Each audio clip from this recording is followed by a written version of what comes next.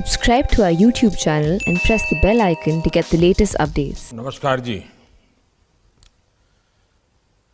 वित्त मंत्री Shrimati Nirmala Sitharaman ji, reserve bank के गवर्नर श्री शक्तिकांत दास जी, कार्यक्रम में उपस्थित अन्य सभी महानुभाव, देवी और सज्जनों, कोरोना के इस चुनौतीपूर्ण कालखंड में देश के वित्त मंत्रालय ने आरबीआई और अन्य वित्तीय संस्थाओं ने बहुत प्रशंसनीय काम किया है। अमृत महोत्सव का ये कालखंड 21वीं सदी का ये महत्वपूर्ण दशक देश के विकास के लिए बहुत महत्व रखता है।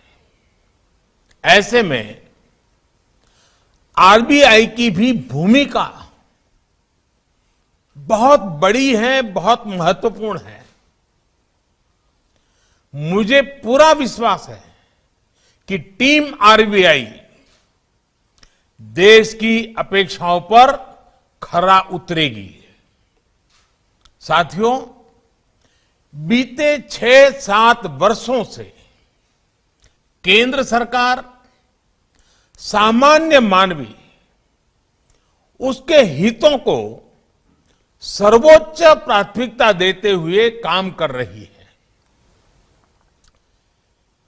एक रेगुलेटर के तौर पर आरबीआई अन्य वित्तीय संस्थाओं के साथ लगातार संवाद बनाए रखता है। मुझे खुशी है कि आरबीआई ने भी सामान्य मानवी की सुविधा बढ़ाने के लिए, सामान्य नागरिक को ध्यान में रखते हुए लगातार अनेक कदम उठाए हैं और उसमें आज एक और कदम जोड़ा है। आज जिन 2 योजनाओं को लॉन्च किया गया है, उनसे देश में निवेश के दायरे का विस्तार होगा और कैपिटल मार्केट्स को एक्सेस करना निवेशकों के लिए अधिक आसान, अधिक सुरक्षित बनेगा। रिटेल डायरेक्ट स्कीम में देश के छोटे निवेशकों को गवर्नमेंट सिक्योरिटीज में इन्वेस्टमेंट का सरल और सुरक्षित माध्यम मिल गया है। इसी प्रकार इंटीग्रेटेड अंबड्समैन लोकपाल स्कीम के बैंकिंग सेक्टर में वन नेशन वन एम्बड्समैन, ये सिस्टम ने आज साकार रूप लिया है। इससे बैंक कस्टमर्स की हर शिकायत, हर समस्या का समाधान समय पर बिना परेशानी को हो सकेगा। और मेरा स्पष्ट मत है कि लोकतंत्र की सबसे बड़ी ताकत आप ग्रीवेंस रिड्रेसल सिस्टम में कितने मजबूत हैं, कितने संवेदनशील हैं, कितने प्रोएक्टिव हैं, वही तो लोकतंत्र की सबसे बड़ी कसौटी है। साथियों, अर्थव्यवस्था में सभी की भागीदारी को प्रमोट करने की जो भावना है, उसको रिटेल डायरेक्ट स्कीम नई ऊंचाई देने वाली है। देश के विकास में गवर्नमेंट सिक्योरिटीज मार्केट की अहम भूमिका से आमतौर पर लोग परिचित हैं। विशेष रूप से आज जब देश अपने फिजिकल और डिजिटल इंफ्रास्ट्रक्चर को आधुनिक बनाने में जुटा है, अभूतपूर्व इन्वेस्टमेंट कर रहा है, तब छोटे से छोटे निवेशक का प्रयास और सहयोग, भागीदारी बहुत काम आने वाले हैं। अभी तक गवर्नमेंट सिक्योरिटी मार्केट में हमारे मध्यम वर्ग, हमारे कर्मचारियों, हमारे छोटे व्यापारी, सीनियर सिटीजन्स, यानी जिनकी छोटी सेविंग है, उनको सिक्योरिटीज में निवेश के लिए बैंक इंश्योरेंस या म्यूचुअल फंड्स जैसे इनडायरेक्ट रास्ते अपनाने पड़ते थे। अब उन्हें सुरक्षित निवेश का एक और बेहतरीन विकल्प मिल रहा है। अब देश के एक बहुत बड़े वर्ग को गवर्नमेंट सिक्योरिटीज में देश की संपदा के निर्माण में सीधा निवेश करने में और आसानी होगी। ये भी आप जानते हैं कि भारत में सभी गवर्नमेंट सिक्योरिटीज में गारंटेड सेटलमेंट का प्रावधान होता है। ऐसे में छोटे निवेशकों को सुरक्षा का एक आश्वासन मिलता है, यानी छोटे निवेशक को सुरक्षित निवेश पर अच्छे रिटर्न का भरोसा मिलेगा और सरकार को इंफ्रास्ट्रक्चर के विकास के लिए देश के सामान्य मानवी की आशा आकांक्षाओं के अनुरूप नया भारत बनाने के लिए जो जो व्यवस्थाएं विकसित करनी चाहिए, इसके लिए जरूरी संसाधन मिलेंगे। और यही तो आत्मनिर्भर भारत के निर्माण के लिए नागरिक और सरकार की सामूहिक शक्ति, सामूहिक प्रयास है। साथियों, आमतौर पर फाइनेंस की बातें जरा टेक्निकल हो जाती हैं, सामान्य मानवीय हेडलाइन पढ़ करके छोड़ देता है, और इसलिए सामान्य मानवी को बेहतर तरीके से इन बातों को समझना और उनको समझाना, मैं समझता हूं कि आज समय की मांग है, क्योंकि फाइनेंशियल इंक्लूजन की बात हम जब करते हैं तब इस देश के आखिरी व्यक्ति को भी इस प्रोसेस का हिस्सा हम बनाना चाहते हैं। आप एक्सपर्ट्स इन सारी बातों से भली भांति परिचित हैं, लेकिन देश के सामान्य जन के लिए भी ये जानना उनकी बहुत मदद करेगा। जैसे उन्हें पता होना चाहिए कि इस योजना के तहत फंड मैनेजर्स की जरूरत नहीं पड़ेगी, सीधा retail direct guilt RDG account खोला जा सकता है। ये अकाउंट भी ऑनलाइन खोला जा सकता है और सिक्योरिटीज की खरीद फरोख्त भी ऑनलाइन संभव है। सैलरी वालों या फिर पेंशनर्स के लिए घर बैठे बैठे सुरक्षित निवेश का ये बहुत बड़ा विकल्प है। इसके लिए कहीं भी आने जाने की जरूरत नहीं है। फोन और इंटरनेट से ही आप मोबाइल फोन पर इंटरनेट कनेक्टिविटी आपका काम हो जाएगा। ये आरडीजी अकाउंट निवेशक के सेविंग अकाउंट से भी लिंक होगा, जिससे सेल परचेज ऑटोमेटिक, खरीद फरोख्त का जो काम है ऑटोमेटिक संभव हो सकेगा। आप कल्पना कर सकते हैं लोगों को इससे कितनी आसानी होगी। साथियों, फाइनेंशियल इंक्लूजन और ईज ऑफ एक्सेस जितने जरूरी हैं, ईज ऑफ इन्वेस्टमेंट और बैंकिंग सिस्टम पर सामान्य जन का भरोसा भी, सामान्य जन के लिए सुविधा भी, सामान्य जन के लिए सरलता भी उतना ही आवश्यक है। एक मजबूत बैंकिंग सिस्टम मजबूत होती अर्थव्यवस्था के लिए बहुत जरूरी है। 2014 के पहले कुछ सालों में देश के बैंकिंग सिस्टम को जिस प्रकार से नुकसान पहुंचाया गया था, आज हर किसी को पता है कि कैसी स्थितियां पैदा हो गई थी, क्या कुछ नहीं हुआ था। बीते 7 सालों में एनपीएस को पारदर्शिता के साथ रिकॉग्नाइज किया गया। रिजोल्यूशन और रिकवरी पर ध्यान दिया गया। पब्लिक सेक्टर के बैंकों को रिकैपिटलाइज किया गया। फाइनेंशियल सिस्टम और पब्लिक सेक्टर बैंकों में एक के बाद एक रिफॉर्म्स किए गए।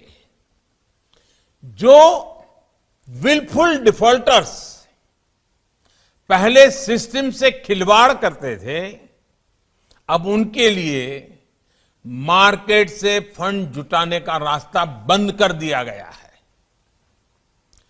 पब्लिक सेक्टर बैंकों से जुड़ी गवर्नेंस में सुधार हो, डिसीजन मेकिंग, ट्रांसफर पोस्टिंग से जुड़ी आजादी हो, छोटे बैंकों को मर्ज कर बड़े बैंकों का निर्माण हो, या फिर national asset reconstruction company limited की स्थापना हो। इन सभी कदमों में आज बैंकिंग सेक्टर में नया विश्वास, नई ऊर्जा लौट रही है। साथियों, बैंकिंग सेक्टर को और मजबूत करने के लिए कोऑपरेटिव बैंकों को भी आरबीआई के दायरे में लाया गया। इससे इन बैंकों की गवर्नेंस में भी सुधार आ रहा है और जो लाखों डिपॉजिटर्स हैं, उनके भीतर भी इस सिस्टम के प्रति विश्वास मजबूत हो रहा है। बीते कुछ समय में डिपॉजिटर्स के हितों को देखते हुए ही अनेक फैसले लिए गए हैं।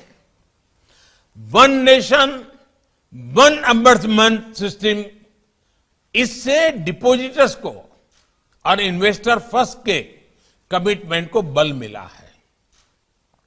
आज जो योजना लॉन्च हुई है, इससे बैंक, एनबीएफसीज और प्रीपेड इंस्ट्रूमेंट में 44 करोड़ लोन अकाउंट और 220 करोड़ डिपॉजिट अकाउंट, इसके जो धारक है, उन धारकों को सीधी राहत मिलेगी।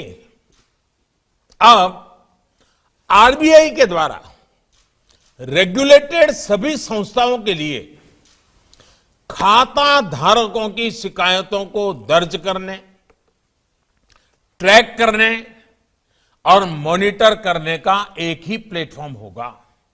यानी शिकायत निवारण के लिए खाता धारक को अब एक और आसान विकल्प मिला है। जैसे कि अगर किसी का बैंक अकाउंट लखनऊ में हो और वो दिल्ली में काम कर रहा हो, तो पहले होता यह था कि उसको लखनऊ के एम्बर्समेंट को ही शिकायत करनी पड़ती थी, लेकिन अब उसे भारत में कहीं से भी अपनी शिकायत दर्ज करने की सुविधा मिल गई है। मुझे यह भी बताया गया है कि ऑनलाइन फ्रॉड, साइबर फ्रॉड से जुड़े मामलों को एड्रेस करने के लिए आरबीआई ने इस योजना में आर्टिफिशियल इंटेलिजेंस के व्यापक उपयोग का प्रावधान किया है। इससे बैंक और जांच करने वाली एजेंसियों के बीच कम से कम समय में बेहतर तालमेल सुनिश्चित हो सकेगा। जितनी जल्दी एक्शन होगा, फ्रॉड से निकाली गई रकम की रिकवरी की संभावनाएं उतनी ही अधिक होगी। ऐसे कदमों से डिजिटल पेनिट्रेशन और कस्टमर इंक्लूसिवनेस का दायरा भी बड़े विश्वास के साथ बढ़ेगा, कस्टमर का भरोसा और बढ़ेगा।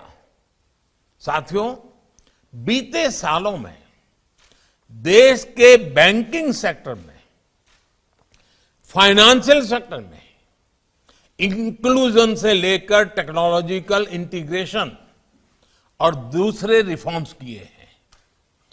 उनकी ताकत हमने कोविड के इस मुश्किल समय में देखी है और उसके कारण सामान्य मानवीय की सेवा करने का एक संतोष भी पैदा होता है। सरकार जो बड़े बड़े फैसले ले रही थी, उसका प्रभाव बढ़ाने में आरबीआई के फैसलों ने भी बहुत बड़ी मदद की है और मैं आरबीआई गवर्नर और उनकी पूरी टीम को सार्वजनिक रूप से इस संकट काल में जिस प्रकार से उन्होंने चीजों को हिम्मतपूर्वक निर्णय किए हैं, इसके लिए बहुत बहुत बधाई देता हूं, पूरी टीम का अभिनंदन करता हूं।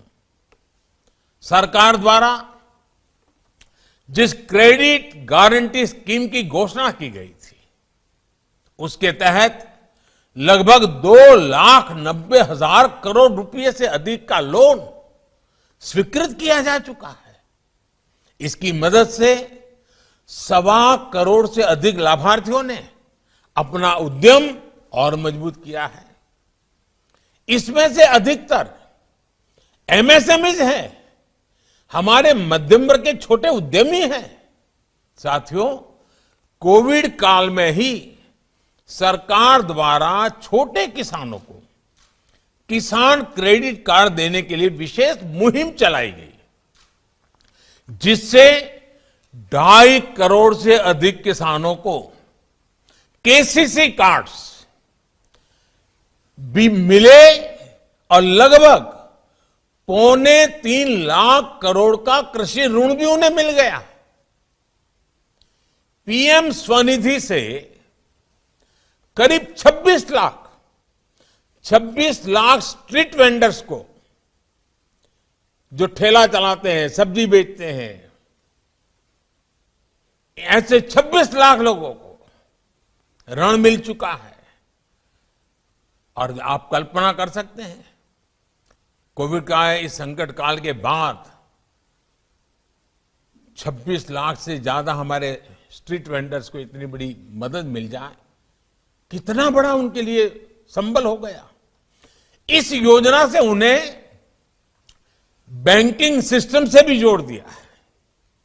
ऐसे अनेक इंटरवेंशन ने गांव और शहरों में आर्थिक गतिविधियों को फिर से शुरू करने में बहुत महत्वपूर्ण भूमिका निभाई है।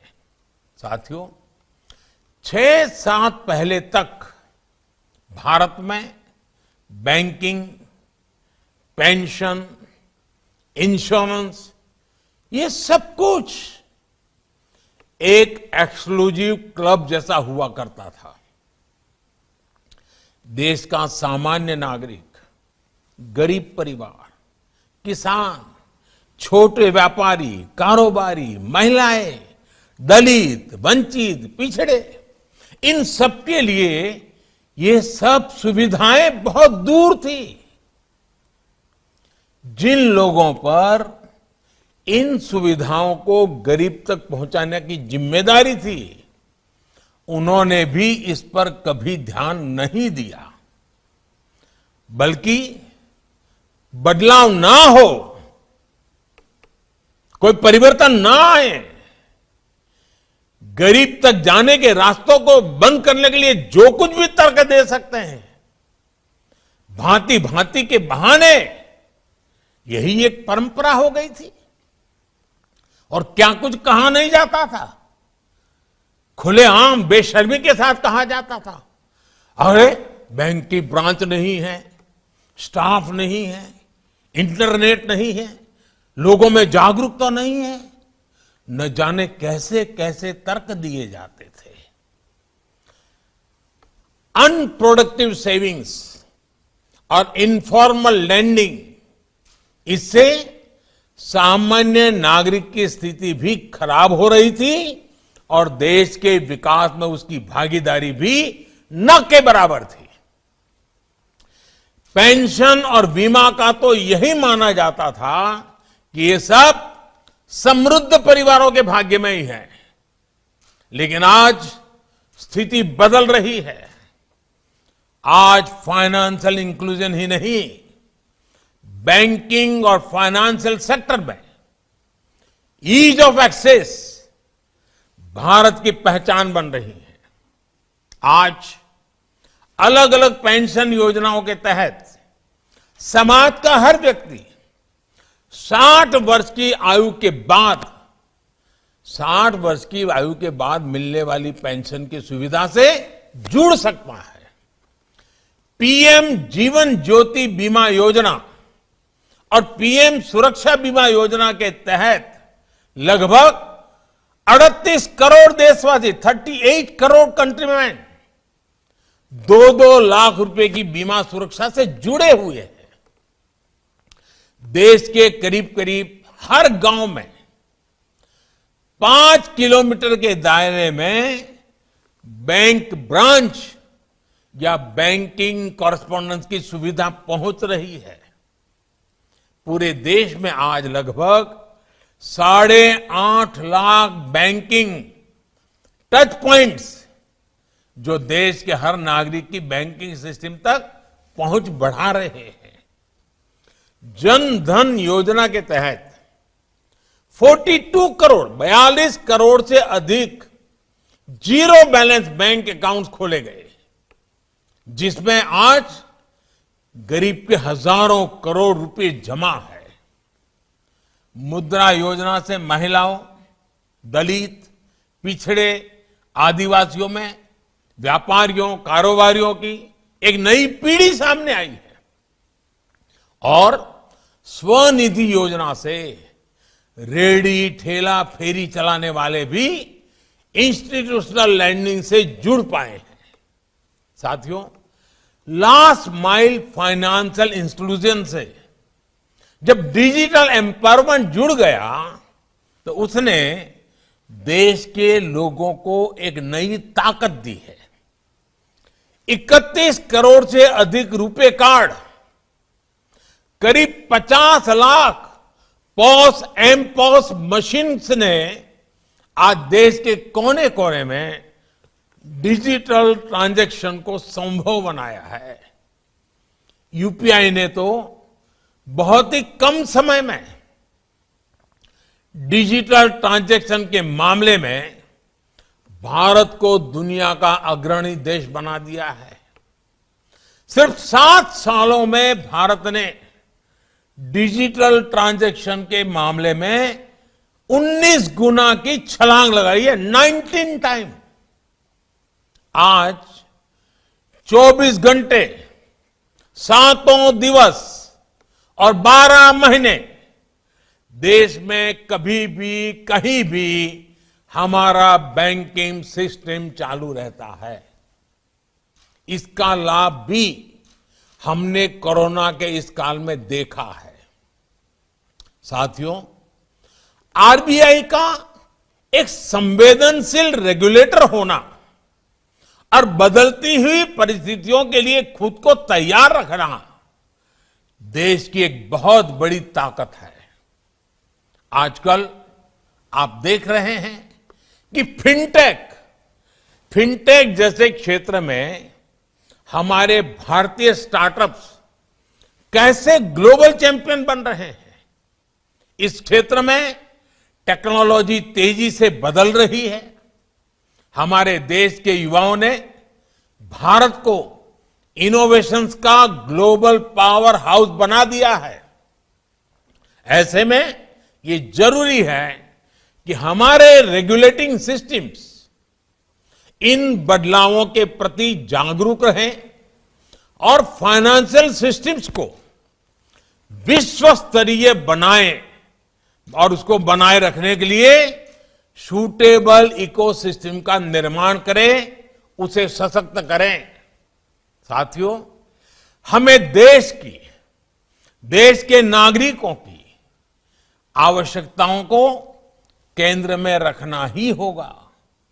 निवेशकों के भरोसे को निरंतर मजबूत करते रहना होगा। मुझे पूरा विश्वास है कि एक संवेदनशील और इन्वेस्टमेंट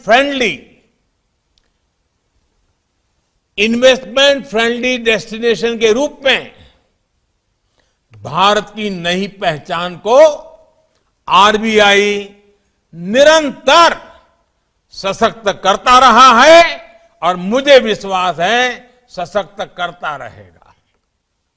एक बार फिर इन बड़े रिफॉर्म्स के लिए मैं आप सबको, सभी स्टेक होल्डर्स को, इनिशिएटिव लाने वाले सबको, टेक्नोलॉजी की एक छलांग लगाने के लिए आप सबको बहुत बहुत शुभकामनाएं देता हूं। बहुत बहुत धन्यवाद।